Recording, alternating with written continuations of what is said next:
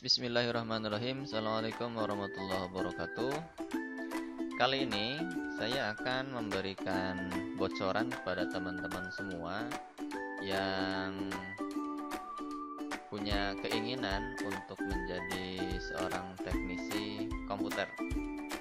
Apa saja yang harus teman-teman siapkan atau apa saja yang harus teman-teman miliki untuk bisa menjadi seorang teknisi komputer. Nah, software apa saja yang harus dimiliki?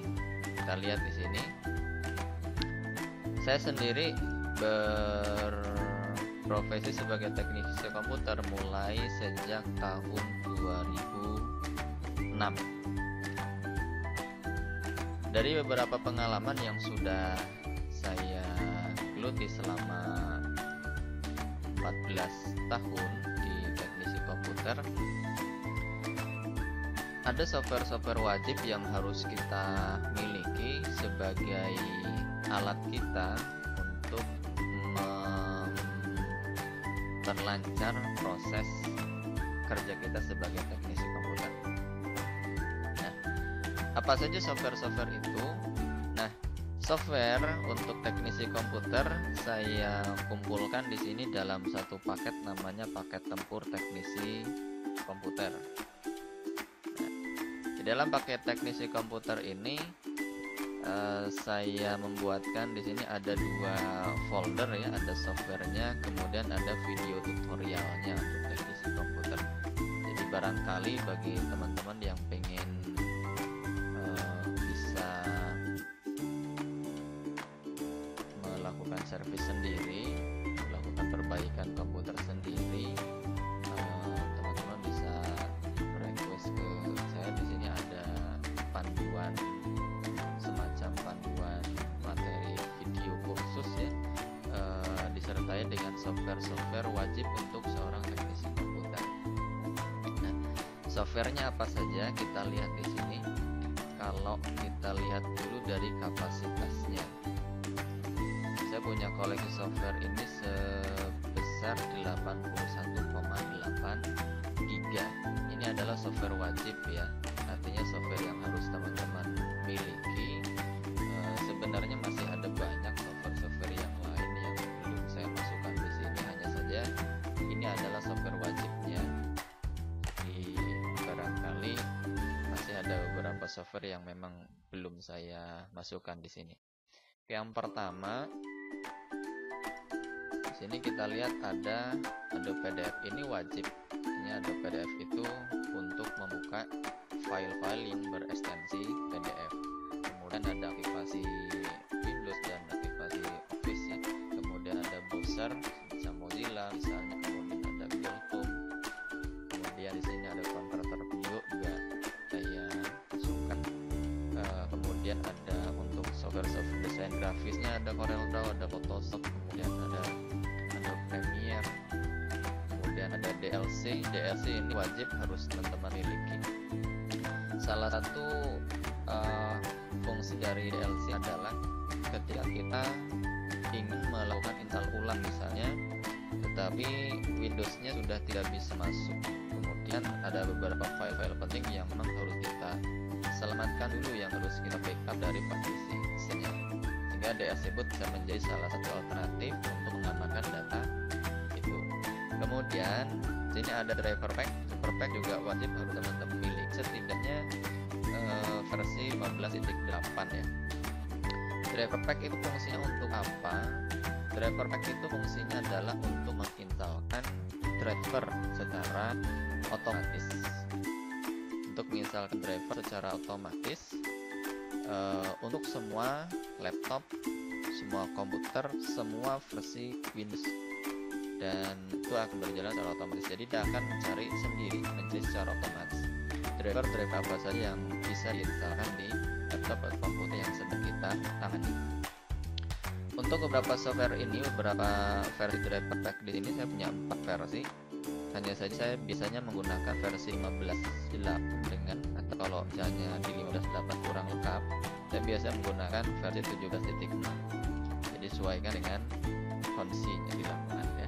Kemudian ada hard disk tool juga, kemudian ada hidden boot. Nah, hidden boot ini juga salah satu software wajib, software penting, ini hampir sama fungsinya dengan DLC ya teman-teman. Jadi Heronboot ini fungsinya hampir sama dengan DLC, hanya saja emang kalau Heron itu lebih kecil kapasitasnya dibandingkan dengan DLC. Untuk penjelasan lebih jauh, lebih lengkap mengenai Heron ataupun DLC, kita lihat nanti di video-video saya yang lainnya. Kemudian ada Master Windows. Nah, Master Windows tentu dong harus teman-teman miliki, dan ini sifatnya wajib. Nah, saya punya di sini mulai dari Windows XP, kemudian Windows 7, Windows 8, Windows 10 juga ada semua. Bahkan untuk Windows 10 versi terakhir yang versi 2019 pun saya sudah punya di sini. Kemudian ada Microsoft Office, saya punya di sini ada 4 versi, ada 2007, ada 2010, 2013 dan 2016. Jadi kalau misalnya kita menangani komputer dan ada request khusus dari klien, misalnya Mas pengen diinstalkan Office-nya versi 2016, kita sudah punya di sini koleksinya ya. Kemudian ada NetFramework. NetFramework ini salah satu software wajib yang ketika kita pengen menginstalkan software-software dengan kebutuhan khusus, misalnya saja untuk Office 2013 atau Corel X7 atau Corel X6 di Windows 7 ya, ataupun di Windows 8, itu kadang-kadang ada permintaan khusus dari softwarenya untuk menginstalkan dulu NetFramework. Nah, di sini ada NetFramework khusus untuk Windows 7, untuk Windows 8 ataupun juga untuk Windows 10. Kemudian ada proteksi, kemudian ada recovery data, kemudian ada software-software yang lainnya. Nah, jadi software-software yang saya sebutkan di sini dalam satu paket ini adalah software yang selalu saya pergunakan, yang selalu menjadi andalan saya untuk melakukan pekerjaan yang sedang saya geluti sebagai teknisi komputer. Jadi ini kalau kita lihat tadi paketnya ya, ada sekitar 80 gigaan, 81,8 giga, dan ini akan bisa saja suatu saat terupdate dengan kapasitas menjadi lebih besar lagi gitu. Nah, sedangkan kalau dengan video tutorialnya di sini juga lengkap ya, ada 15 paket di sini, mulai dari pengenalan komponen, kemudian perakitan sampai dengan pembahasan studi kasus servis-servisan komputer. Ini kalau kita lihat paket tempur teknisi komputernya ada kapasitas 86 giga ya. Jadi kalau teman-teman butuh ini untuk mengcopy bisa lah dengan menggunakan kapasitas harddisk 120 giga misalnya gitu. Oke, itu bocoran untuk software-software yang saya pergunakan untuk instalasi komputer ataupun pengerjaan servisan komputer yang saya tangani.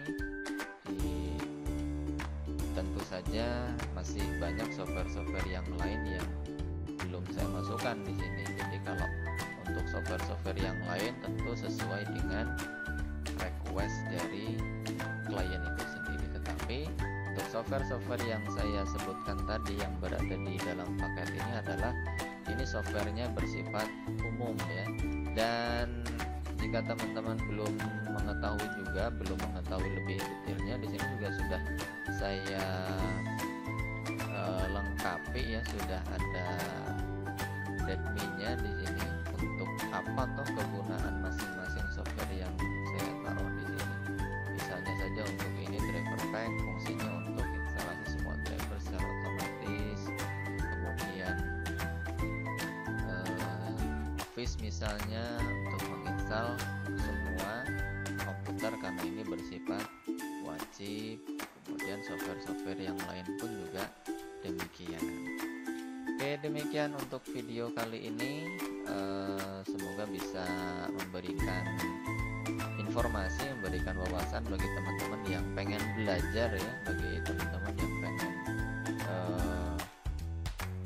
memulai untuk menjadi teknisi komputer, atau hanya sekedar pengen tahu saja, yang hanya sekedar pengen tahu software-software apa saja yang biasanya dipergunakan oleh teknisi komputer. Terima kasih. Assalamualaikum warahmatullahi wabarakatuh.